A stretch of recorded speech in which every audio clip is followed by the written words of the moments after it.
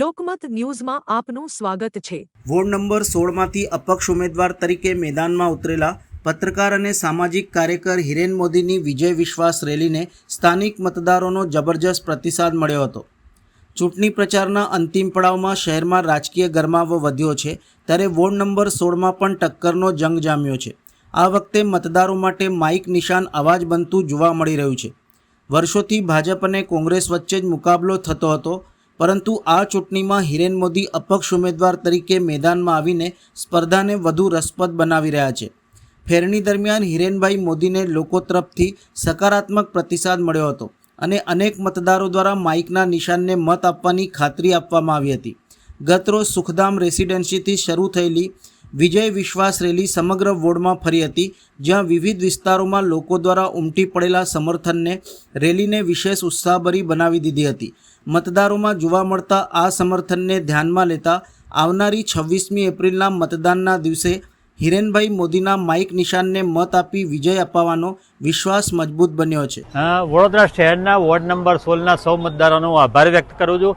આજે મારી રેલી હતી। રેલીની અંદર ભવ્ય રેલી નીકળી, જેની અંદર અભૂતપૂર્વ પ્રતિસાદ મળ્યો છે। વોર્ડ નંબર 16ના તમામ રહીશોને હું ફરી એક વખત વિનંતી કરું છું કે આગામી 26મી તારીખે જો આપ પરિવર્તન ઈચ્છતા હોય અને સાચા અર્થમાં વિકાસ કરવા માંગતા હો વોર્ડનો, તો એક મત મને માઇકના બટનને દબાવીને એક મત આપવા વિનંતી છે। એક મત તમારો પડશે, એની અંદર વડોદરાનો વિકાસ ચોક્કસ હું કરીશ, એની હું વિશ્વાસ આપું છું અને આગામી 5 વર્ષ માટેનું આપનું ભાવિ આપે નક્કી કરવાનું છે। જો સાચા અર્થમાં સાચા વ્યક્તિને મત જશે આપનો, તો ચોક્કસ વડોદરાના વોર્ડ નંબર 16નો વિકાસ કોઈ રૂંધી નહીં શકે। જે પણ આવશે મારી સામે એ તમામને હું મારી રીતે કામ કરતા શીખવાડી દઈશ અને તમારા જે વેરાનું વળતર આપવાનું છે હું ચોક્કસપણે આપના વિકાસ થકી હું આ સાબિત કરીને બતાવીશ કે હિરેન મોદીએ જે વચનો આપેલા, જે વિશ્વાસ આપેલો, એને ફળીભૂત કર્યો છે।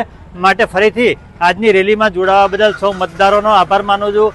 તમામ જે મતદારો છે જેમણે મને વિશ્વાસ આપ્યો છે જીતાડવાનો, એમનો પણ હું આભાર માનું છું અને આવો જ વિશ્વાસ 26 તારીખે ઈવીએમ મશીનની અંદર, બેલેટ પેપરની અંદર દર્શાવે એવી જ મારી આશા અને અપેક્ષા છે, જેથી કરીને અન્ય પક્ષોને હું જવાબતોડ જવાબ આપી શકું।